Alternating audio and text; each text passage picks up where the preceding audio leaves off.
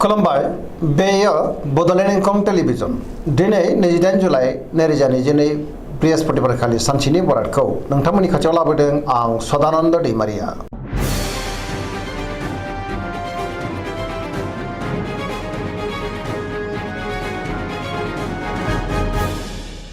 सिगां फरायनो लादों मेष राशि गिबि हांखो अ ल दिनैनि साना जोबोर मोजां बहाबा दावबायहैनो खाबु मोननो हागौ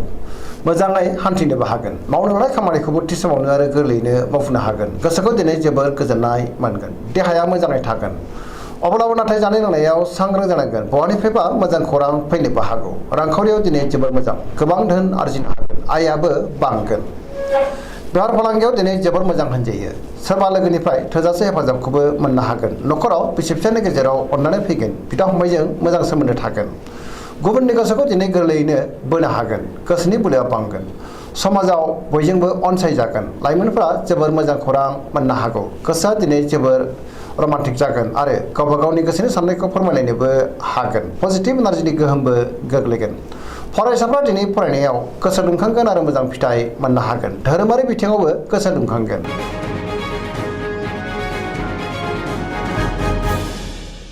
वृष राशि गिबि हांखो इ उ ब दिनैनि साना जोबोर मोजां गोसोखौ दिनै जोबोर गोजोननाय मोनगोन गोसोनि बोलोआ बांगोन मावनो हानाय खामानिखौ थि समावनो आरो गोरलैयैनो मावफुंनोबो हागोन सिगांनि बबेबा आद्रा खामानिखौबो दिनै मावफुंनो हागोन समाजाव मान मोनगोन रांखावरियाव दिनै जोबोर मोजां गोबां धोन आरजिनो हागोन बेफार फालांगियावबो दिनै जोबोर मोजां मुलाम्फा मोनगोन आयाबो बांगोन गोबां मुलाम्फाबो जागोन न'खराव बिसि फिसायनि गेजेराव अनलायनाय फैगोन बिदा फंबायजों मोजां सोमोन्दो थागोन देहाया मोजाङै थागोन गुबुननि हेफाजाबखौ मोननो हागोन जायखि खामानि मावा मानो मोनफ्रोमबो खामानिखौनो दिनै गोरलैयैनो मावफुंलांनो हागोन लोगोफोरनि अनसायनायखौबो मोननो हागोन गोसोनि साननायफ्रा मोगथाङाव जाफुंगोन पजिटिभ एनार्जिनि गोहोमबो गोग्लैगोन सरासनस्रायै दिनै साना जोबोर मोजां आरो मोजाङैनो बारग'लांगोन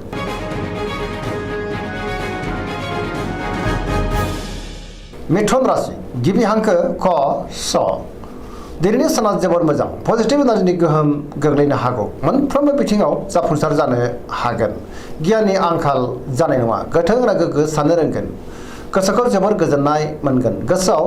पजिटिभ साननाय फैगोन गोसोआबो दिनै जोबोर रमान्टिक जागोन लाइमोनफोरा गावबा गावनि गोसोनि साननायखौ फोरमायलायनोबो हागोन देहाया मोजाङै थागोन रांखावरियाव दिनै जोबोर मोजां बेफार फालांगियावबो जोबोर मोजां मुलाम्फा मोनगोन न'खराव बिसि फिसायनि गेजेराव अननानै फैगोन समाजाव मान मोनगोन गोसोनि बोलोआबो दिनै बांगोन मावनो लानाय खामानिखौ थि समावनो मावफुंनो हागोन सोरबा लोगोनिफ्राय थोजासे हेफाजाब मोननो हागोन सोरजोंबा बाख्नाय जानोबो हागौ गुबुनजों मोजां सोमोन्दो लाखिनोबो रोंगोन लाइमोनफोरनि गोसोआ दिनै जोबोर खुसि जागोन आरो बहानिफ्रायबा मोजां खौरांबो मोनगोन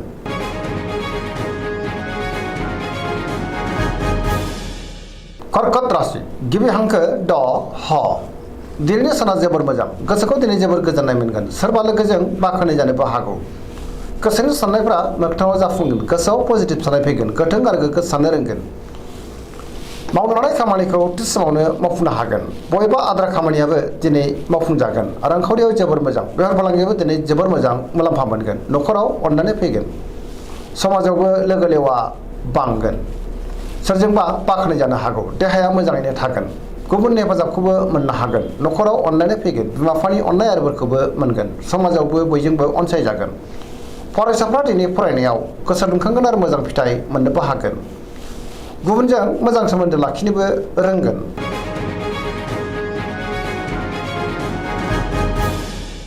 सिंह राशि गिबि हांखो म ट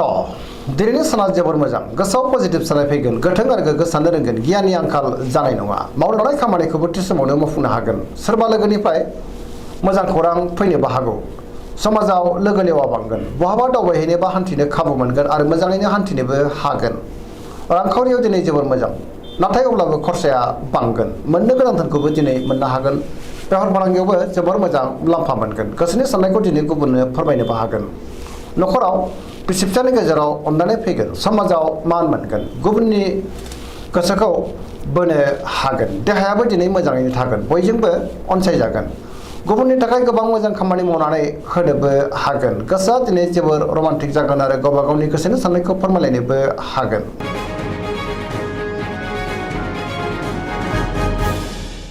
कन्या राशि गिबि हांखो प ट दिनैनि साना जोबोर मोजां गोसोआव पजिटिभ साननाय फैगोन गोथों आरो गोग्गो साननो रोंगोन गोसोआ दिनै जोबोर खुसि जागोन रांखावरियाव जोबोर मोजां अब्लाबो नाथाय खरसायाबो बांगोन बेफार फालांगियाव जोबोर मोजां देहाया मोजाङै थागोन जानाय लोंनायाव नाथाय सांग्रां जानांगोन गोबां मुंदांखा सुबुंजों दिनै लोगो मोनज्लायनोबो हागौ नखराव गोजोन थासारि फैगोन गोबां खामानियाव मुखुबबो थागोन सोरजोंबा बाख्नाय जानो हागौ आरो गोसोखौ जोबोर गोजोननाय मोनगोन पजिटिभ एनार्जिनि गोहोमबो गोग्लैगोन लाइमोनफोरा जोबोर रमान्टिक जागोन आरो गावबा गावनि गोसोनि साननायखौ फोरमायलायनो हागोन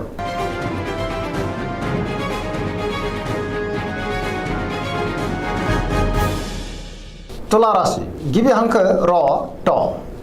दिनैनि साना जोबोर मोजां गोबां रोखोमनि जेंनाफोरखौ दिनै सुस्रांनोबो हागोन गोग्गो आरो गोथों साननो रोंगोन गियाननि आंखाल जानाय नङा गोसोनि बोलोआ बांगोन गोसोनि साननायफ्रा जाफुंगोन मावनो लानाय खामानिखौ थि समावनो आरो गोरलैयैनो मावफुंनोबो हागोन देहाया मोजाङै थागोन रांखावरियाव दिनै जोबोर मोजां मोननो गोनांखौबो मोननो हागोन नखराव बिसि फिसायनि गेजेराव अनलायनाय फैगोन बिदा फंबायजों मोजां सोमोन्दो थागोन गुबुननिफ्राय थोजासे हेफाजाब मोनगोन बेफार फालांगियाव दिनै जोबोर मोजां होनजायो गुबुननि गोसोखौ बोनो हागोन लोगोफोरनि हेफाजाबखौबो मोननो हागोन गोदान थांखि लानो रोंगोन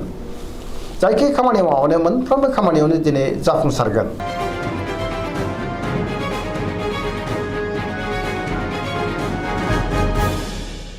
वृश्चिक राशि गिबि हांखो न स दिनैनि साना जोबोर मोजां पजिटिभ एनार्जिनि गोहोम गोग्लैगोन समाजाव लोगो लेवा बांगोन सोरजोंबा बाख्नाय जानोबो हागौ बबेबा सोरबा लोगोनि हेफाजाबबो मोननो हागौ मावनो लानाय खामानिखौ थि समावनो आरो गोरलैयैनो मावफुंनोबो हागोन गुबुननिफ्राय हेफाजाब मोननो हागोन गोसोनि साननाया जाफुंगोन गोसोनि बोलोआबो बांगोन समाजाव दिनै गोबां मान मोननो हागोन नखराव बिसि फिसायनि गेजेराव अनलायनाय फैगोन बिदा फंबायजों मोजां सोमोन्दो थागोन रांखावरियाव दिनै जोबोर मोजां अब्लाबो नाथाय खरसायाबो बांगोन बेफार फालांगियाव जोबोर मोजां मुलाम्फा मोनगोन देहाया मोजाङै थागोन गुबुननि हेफाजाबखौबो मोननो हागोन आरो गुबुननि थाखाय गोबां मोजां खामानि मावनानै होनोबो हागोन फरायसाफ्रा दिनै फरायनायाव गोसो दुंखांगोन लाइमोनफोरा जोबोर रमान्टिक जागोन आरो गावबा गावनि गोसोनि साननायफोरखौ फोरमायलायनोबो हागोन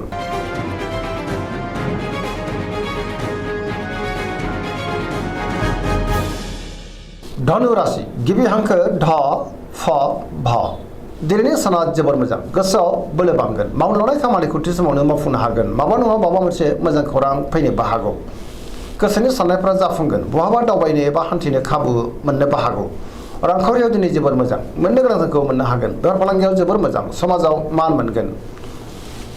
देहाया दिनै मोजाङैनो थागोन अब्लाबो नाथाय जानाय लोंनायाव सांग्रां जानांगोन नखराव बिसि फिसायनि गेजेराव अनलायनाय फैगोन बिदा फंबायनि हेफाजाबखौ मोननो हागोन बिमा बिफानि अननाय आरिफोरखौबो मोनगोन लाइमोनफोरनि गोसोआ दिनै जोबोर रमान्टिक जागोन गावबा गावनि गोसोनि साननायफोरखौबो फोरमायलायनोबो हागोन पजिटिभ एनार्जिनि गोहोम गोग्लैगोन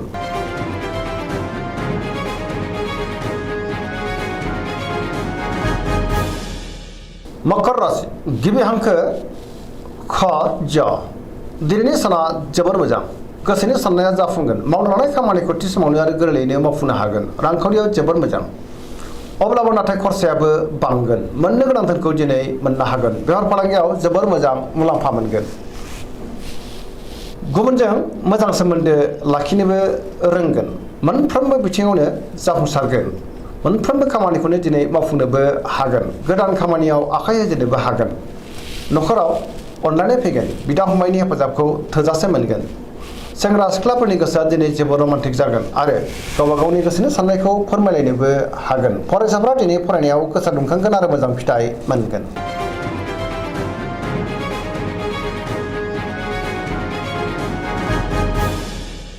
कुम्भ राशि गिबि हांखो ग स दिनैनि साना जोबोर मोजां गोसोखौ दिनै जोबोर गोजोननाय मोनगोन मावनो लानाय खामानिखौबो थि समावनो आरो गोरलैयैनो मावफुंनोबो हागोन बहानिफ्रायबा मोजां खौरां फैनोबो हागौ समाजाव दिनै मान मोनगोन गोबां मुंदांखा सुबुंजों लोगो मोनज्लायनोबो हागौ रांखावरियाव मोजां बेफार फालांगियावबो दिनै मोजां होनजायो गोबां धोन आरजिनो हागोन देहाया मोजाङै थागोन गोबां मोजां खाबु फैनोबो हागौ नखराव बिसि फिसायनि गेजेराव अनलायनाय फैगोन गुबुननि हेफाजाबखौ थोजासे मोनगोन बिमा बिफानि अननाय आरिफोरखौबो मोननो हागोन बहाबा दावबायहैनो बा हान्थिनो खाबुबो मोननो हागौ पजिटिभ एनार्जिनि गोहोम गोग्लैगोन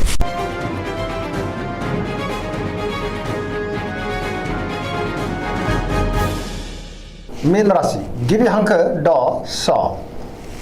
दिनैनि साना जोबोर मोजां गुबुननि थाखाय गोबां मोजां खामानि मावनानै होनोबो हागोन गोसोआव पजिटिभ साननाय फैगोन गोथों आरो गोग्गो साननो रोंगोन गियाननि आंखाल जानाय नङा गोसोनि बोलोआ बांगोन गावनि गोसोनि साननायखौ दिनै गुबुननो फोरमायनोबो हागोन देहाया मोजाङै थागोन अब्लाबो नाथाय जानाय लोंनायाव सांग्रां जानांगोन रांखावरियाव मोजां बेफार फालांगियावबो मोजां होनजायो न'खराव अननानै फैगोन सोरजोंबा बाख्नाय जानोबो हागौ लाइमोनफोरनि गोसोआ दिनै जोबोद रमान्टिक जागोन आरो गावबा गावनि गोसोनि साननायखौ फोरमायलायनो हागोन पजिटिभ एनार्जिनि गोहोम गोग्लैगोन सोरजोंबा बाख्नाय जानानै गोसोखौ दिनै जोबोर गोजोननाय मोनगोन पजिटिभ एनार्जिनि गोहोम गोग्लैगोन दिनैनि राशि फरायनाया एसेनोसै जोबनायाव बेखौनो खावलायो जाहाथे नोंथांमोना सानफ्रामबो जोंनि बे बड'लेण्ड इंखं टेलिभिजनखौ नायबाय थायो आरो साबस्क्राइब खालामो लोगोसे लाइक खालामो आरो शेयार खालामो एसेनोसै गोजोन्थों।